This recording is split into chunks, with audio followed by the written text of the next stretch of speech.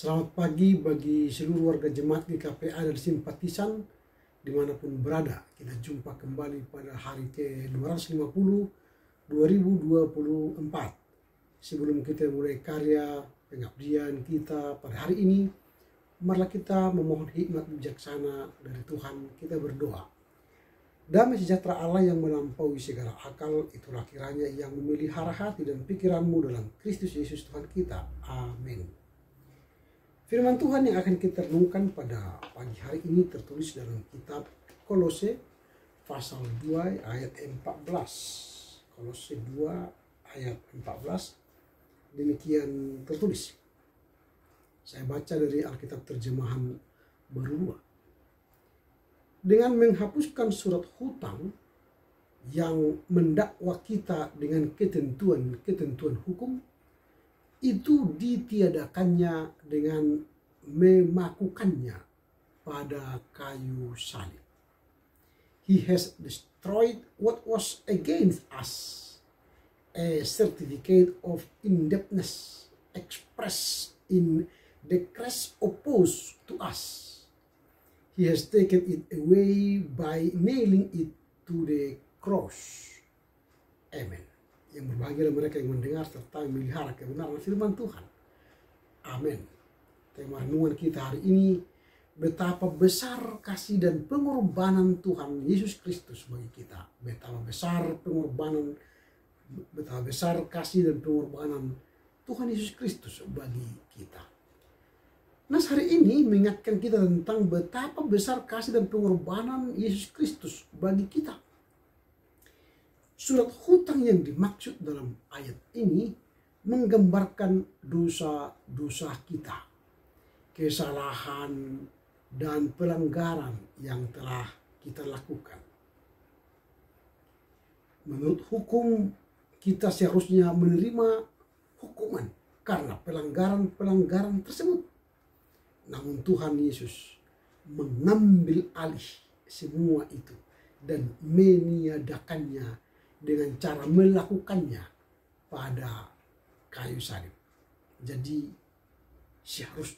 sejatinya kitalah yang dihukum di kayu salib.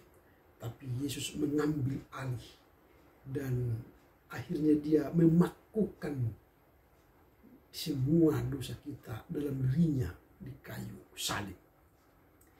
Dalam kehidupan sehari-hari, seringkali kita merasa terbeban karena kesalahan dan dosa masa lalu.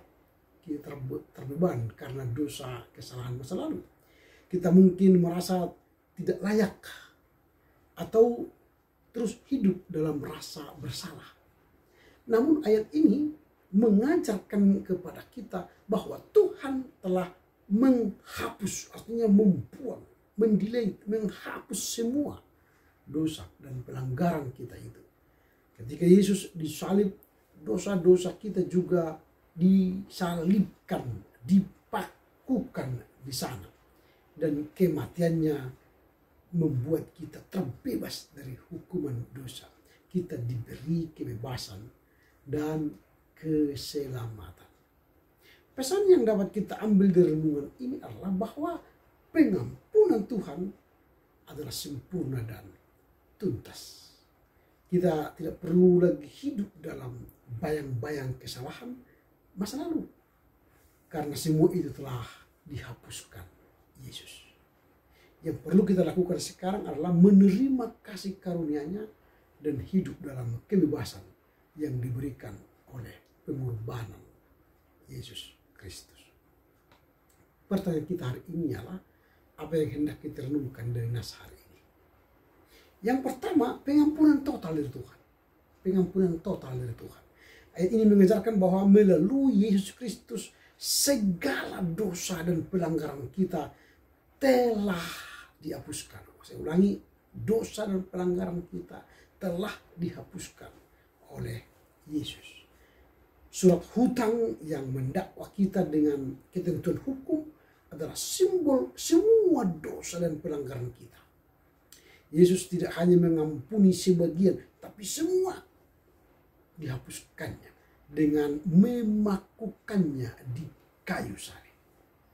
Ini mengingatkan kita bahwa pengampunan Tuhan itu bersifat menyeluruh tanpa syarat bagi mereka yang percaya kepadanya. Itu yang pertama, pengampunan total dari Tuhan. Yang kedua, kebebasan dari hukum atau kebebasan dari hukuman hukum. Kebebasan dari hukuman hukum. Nah, ketentuan hukum dalam konteks ini merujuk pada hukum Taurat yang menuntut kesempurnaan dan memberi hukuman bagi pelanggar. Melalui kematian Yesus kita dibebaskan dari tuntutan hukum Taurat itu yang tidak mungkin kita penuhi dengan kekuatan sendiri. Ini mengingatkan kita akan kebebasan yang diberikan oleh Kristus menggantikan hukuman kita dengan kasih karunia-Nya. Itu yang kedua, apa yang kita renungkan dari Nasar ini. Yang kedua, kebebasan dari hukuman hukum. Yang ketiga, apa yang hendak kita renungkan dari Nas hari ini, kasih dan pengorbanan Kristus. Itu yang ketiga, kasih dan pengorbanan Yesus Kristus. Menyadari bahwa Yesus memakukan surat hutang itu di kayu salib, menunjukkan betapa besar kasih Kristus dan pengorbanannya bagi saudara, saya, dan kita semua. Ini bukan sekedar tindakan hukuman atau ritual, tapi sebuah pengorbanan yang didasari oleh kasih yang sangat besar. Tuhan rela menanggung resiko konsekuensi dosa kita agar kita bisa hidup dalam kebebasan dan hubungan yang dipulihkan dengan Tuhan. Jadi konsekuensi dari penebusan Kristus, dia harus mati di kayu salib. Itu yang ketiga. Apa yang hendak kita lakukan di saat ini, kasih dan pengorbanan Yesus. Yang keempat, apa yang hendak kita renungkan dari Nas hari ini. Yang terakhir, hidup sebagai orang yang ditebus. Hidup sebagai orang yang ditebus. Renungan ini mengajak kita untuk hidup sebagai orang yang ditebus. Kita tidak lagi dibelenggu oleh dosa, rasa bersalah kita. Karena semua itu telah diselesaikan Yesus di kayu salib. Sebagai orang yang ditebus, kita dipanggil untuk hidup dalam kebenaran dan sukacita, memancarkan kasih dalam setiap aspek kehidupan kita. Jadi apa yang hendak kita lakukan dengan hari ini? Pertama, pengampunan total dari Tuhan. Yang kedua, kebebasan dari hukuman. Dan yang ketiga, kasih pengorbanan Yesus. Yang keempat, hidup sebagai orang yang ditebus Yesus. Karena itu dengan merenungkan ayat ini, kita diingatkan untuk bersyukur atas karya penebusan Yesus Kristus di kayu salib, untuk menjalani hidup dengan penuh syukur, kebebasan, dan kasih Tuhan. Amin. Kita berdoa. Terima kasih Bapa, karena firman-Mu hari ini mengajar kami untuk betapa besar kasih dan pengorbanan Kristus bagi kami.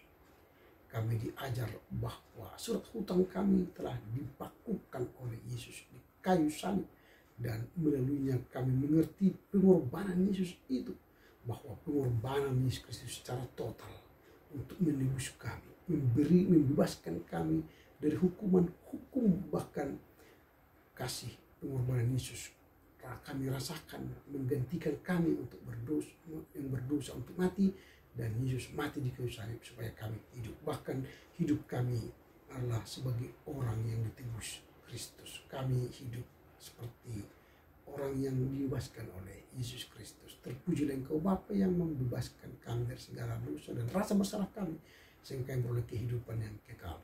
Mampukan kami mengerti firman-Mu dan melakukannya dalam kehidupan kami sehari-hari. Amin. Selamat berkarya untuk Tuhan. Tuhan Yesus memberkati. Horas, horas, horas.